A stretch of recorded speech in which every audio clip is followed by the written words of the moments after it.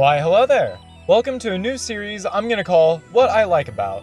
In this series, I'll either talk about a battle pass, a game mode, or in this case, a season. Skins and weapons and other small things will be in a YouTube Shorts form, and when I talk about a season, I won't go in depth about a season's battle pass.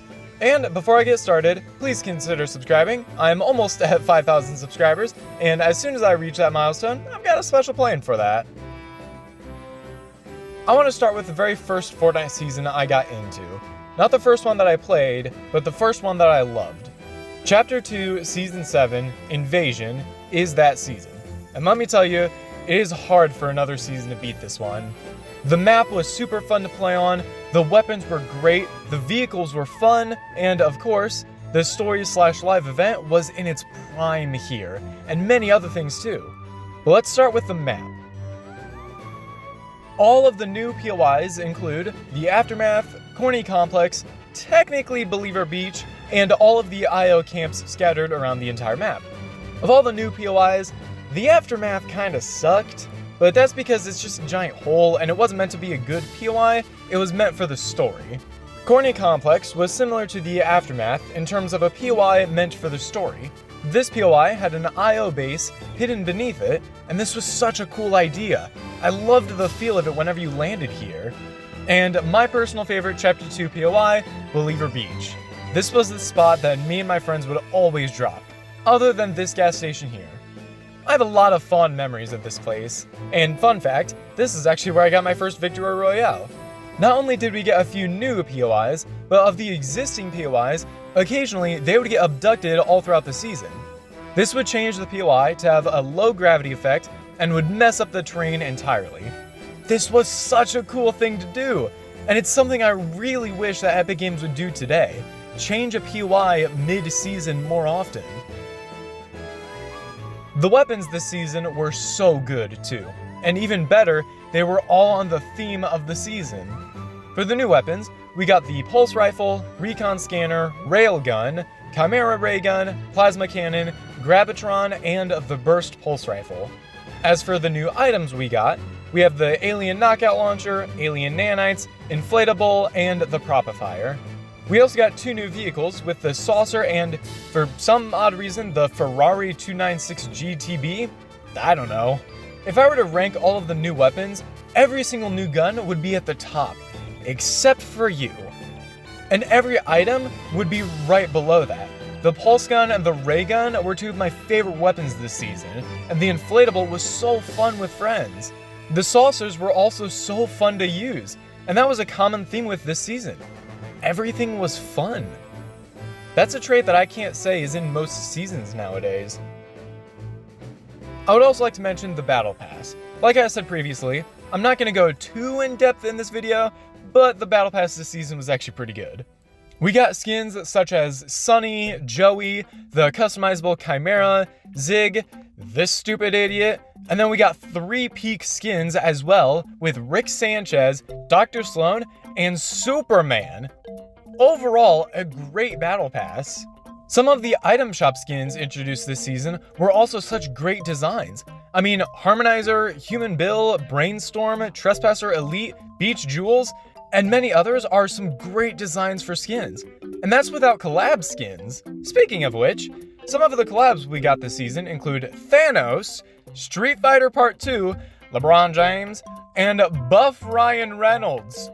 And that's not even all of them. All of those collabs are so good too. The skins we got this season are seriously slept on.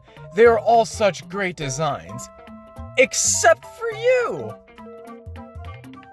Moving on to the story, the Fortnite storyline was in its prime during this season. From Chapter 2 Season 6, the Mothership, which was a part of the Last Reality, was tracking the Zero Point, and found the Spire. Well, it didn't like the Spire, so it took a dump on it, causing it to explode. I am so sorry for that joke. Anyway, after the Mothership exploded the Spire, it sent the Chimera and Zig down to the island to look for the Zero Point. The IO didn't want the Last Reality to control the Zero Point, so they were fighting back. All throughout the season, Sloan was contacting us and telling us what we had to do to stop the Last Reality. And let me tell you, these quests were actually fun. Not only were they fun to do, but it was fun to learn about the storyline. And then, at the end of the season, we got introduced to the leader of the last reality, the main threat to us that we've been fighting for the last couple of seasons, the Cube Queen. But I'll talk more about her when we get to Chapter 2, Season 8. Some other things I'd like to mention before I talk about the biggest factor of why this is my favorite season. I want to mention the UFO abduction minigame.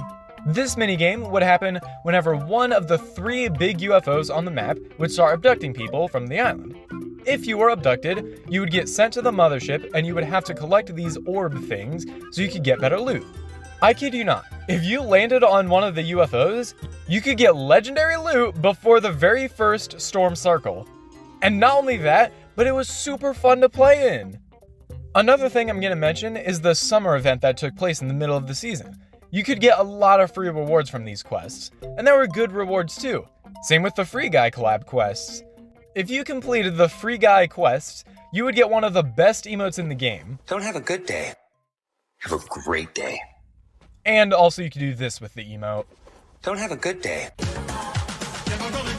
This next point I'm going to make is a huge factor of why this is my favorite season, and it's something new seasons would be impossible to have.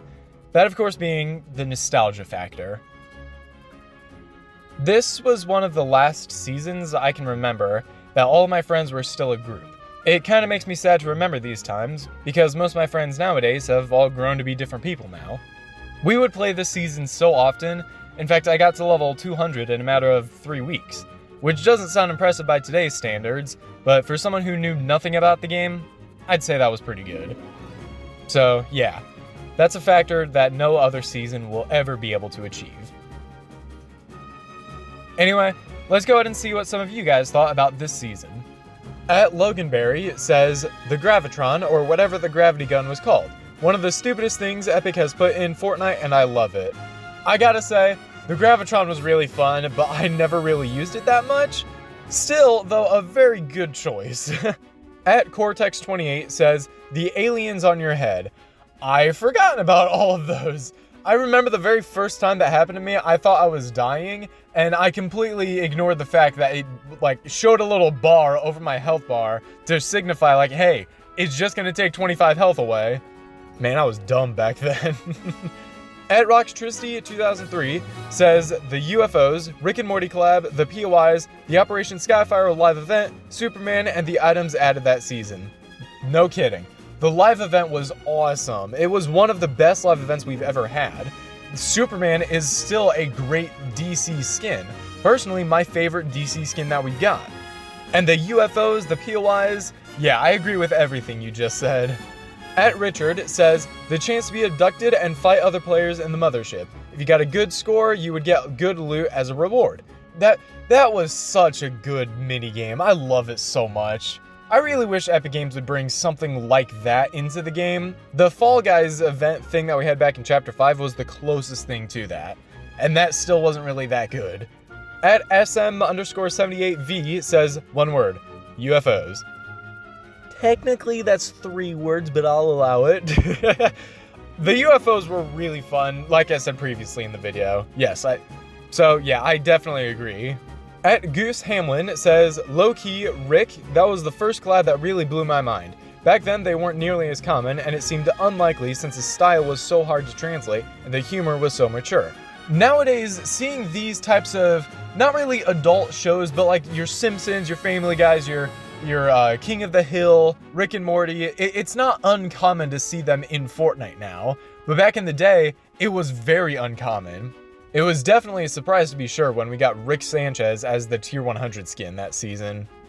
And then finally, at JBro Gaming 9123 says, the Mothership minigame. They don't do stuff like that anymore. Just one reason as to why this is my favorite season. It seems like a lot of people really liked the minigame. It's almost as if we're kinda asking Epic Games to give us something more like that.